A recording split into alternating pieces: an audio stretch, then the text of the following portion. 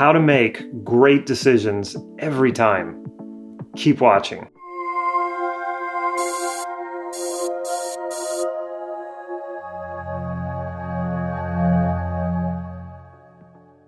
This is Life Mastery Gym. I'm Damon, and I teach people just like you cutting edge NLP processes and techniques so that you can master your life and take charge of your destiny. So if that sounds good, make sure you click that subscribe button so you can get these videos on a regular basis. The study of NLP strategies is extremely broad, so I'm going to narrow it down in this video and really focus on great decision making, which is pretty much something you can use in every context of your life and at pretty much any time in your life. Great decisions will help you create the life that you want to live and accomplish what it is that you want to accomplish. Now, I've studied NLP for several years and had since become a trainer and a coach, and I use strategies all the time and anything that I want to accomplish and in helping my clients accomplish what it is that they want. So by the end of this video, you're going to have a much better understanding of how this all works. And at the end of this video, I'm going to give you an option to take this even further and further your understanding of NLP and what it can do for you. As usual, I would like to hear from you. What is it that you would like to learn NLP strategies to do? What are you strategizing? Let me know in the comments below and maybe I can help you out. NLP is a very experiential methodology and we use sensory-based information, and we primarily focus on what we call, this is the short version of it. It stands for visual, auditory, and kinesthetic. Now there's like I said, a huge study of NLP where we break down every single decision based on, well, what did I go to in here? Do I go to a visual? Do I go to an auditory? And then kinesthetic usually is what ends up at the end of a decision strategy or any type of strategy, because that's when you make the decision. You take in this information through visual, auditory, and perhaps through kinesthetic until we draw an evaluation of it. And then from that evaluation, we take action. There's a easier way to do this, and it's called mapping across.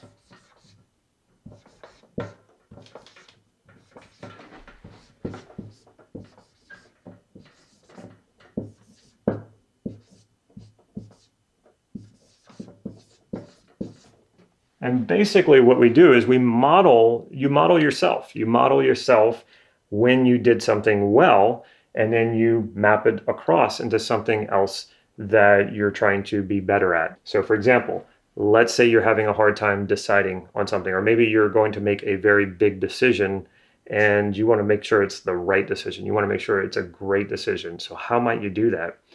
Well, you can start off by remembering a time. We call this a reference experience.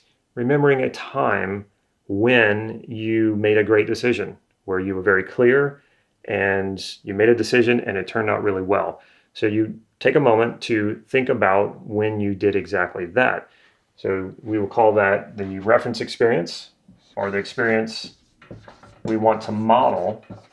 And by the way, that's what NLP is really all about, is modeling success. And we can also call this the state that we're in right now, the present state.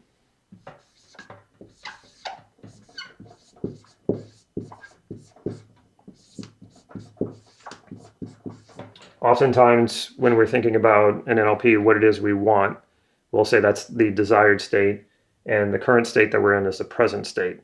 But for this, it's a little bit different. So we're going to model the reference experience, a time when you made a great decision, and we're going to map it into the present state, which is where you're at now, where you're thinking about the decision you want to make and you're wanting to make a great decision. So we go here, and then you want to ask yourself, when you remember making this decision, so you might want to drop into that, associate into that time, be there, see everything you saw, hear everything you heard, and really relive that experience. Well, what was the visuals like? Chances are it was probably very clear, very vivid, and very bright and colorful.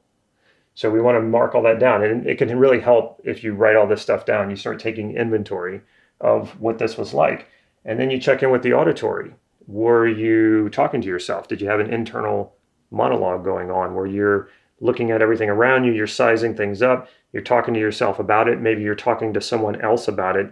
Well, how does that sound? Is the sound resonant?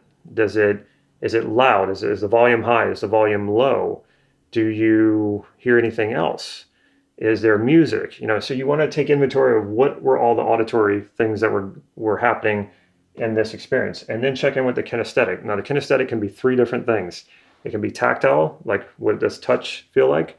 It can also be proprioceptive, like the feeling of my body in space. Like if I close my eyes, I know that my arm is doing this. I don't have to see it. That's proprioception. And then there's the evaluative kinesthetic, like my emotional evaluative feelings about something. So what was going on in this experience? What was I feeling inside? And you can really take an inventory kinesthetically of what I was feeling inside, because feelings are in the body. And feelings can have temperature. They can be cold or warm, and they may not have temperature, but they can. And they can be heavy or light. We talk about heavy feelings or light feelings. So chances are, when you were in this experience, I would guess, most likely they were probably light feelings, and they were probably either warm feelings that were very soothing, or sometimes cool feelings can be very soothing. So you want to check in with all this. Again, take inventory, and then check in with your present state, especially if you feel stuck. If you feel stuck, then start writing down what is it? What are the colors like? What is the brightness when I think about this stuck situation? Chances are you're probably not going to have a whole lot of peripheral vision. It's probably going to be very closed off. It'll probably be quite dim, and the colors will probably be a bit muted. And the auditory, you might have some staticky sounds. It might sound a little chaotic. And then with the kinesthetic, if you're really struggling with a decision and you're really stuck, it's probably going to feel like there's grinding, and it might feel hot, or it might feel really like ice cold. So this will probably feel and look and sound very different than this. Now, in some cases, maybe you're not struggling with a decision. Maybe you're not stuck. Maybe you're pretty open here. You're like, okay, I know I got to make this decision. I haven't made it yet, but I'm also not struggling over it. Well, that's a great way to then apply all of this to this. Now, if you are struggling and you have all these, and this pretty much is completely different than this. By the way, we call this submodalities, and I've done videos on submodalities. So it's the qualities, it's the sub-qualities of each one of these. So it's the finer distinctions and details like color, size, and all that. So I can take all of the description of when I made a good decision, what is visual, and apply it to this. Maybe it opens up my vision. Maybe it makes things more vivid, more colorful, more detailed. And then I apply the auditory. Maybe then the sounds go from being staticky to clear, and I can hear my own voice, and my voice sounds very resonant and soothing. And then I can apply the kinesthetics to it. If it was feeling tight in my body and cold, then I can loosen that tightness up, and I can maybe add some warmth. And so you put yourself into the same physiological state as you were here when you made a great decision. Apply that to here, and then check in with that. I think you'll notice right away everything gets a lot clearer, and not just visually, that everything else feels a lot better, and you're better able to access your internal resources, and you're maybe able to get in touch with what your higher values are that will inform you of what is the right decision to make. So this is one strategy.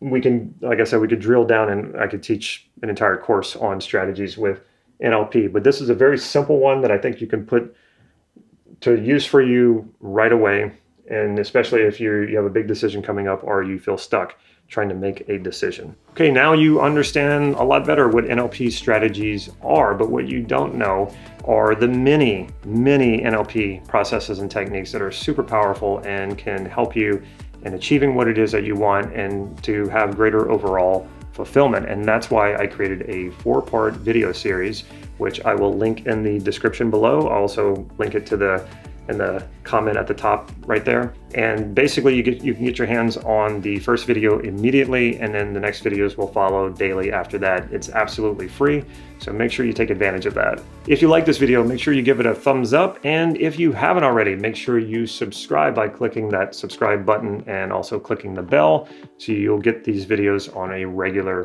basis. And as always, if you can think of a friend or a family member who you think would enjoy this video, make sure you share it with them. Take care.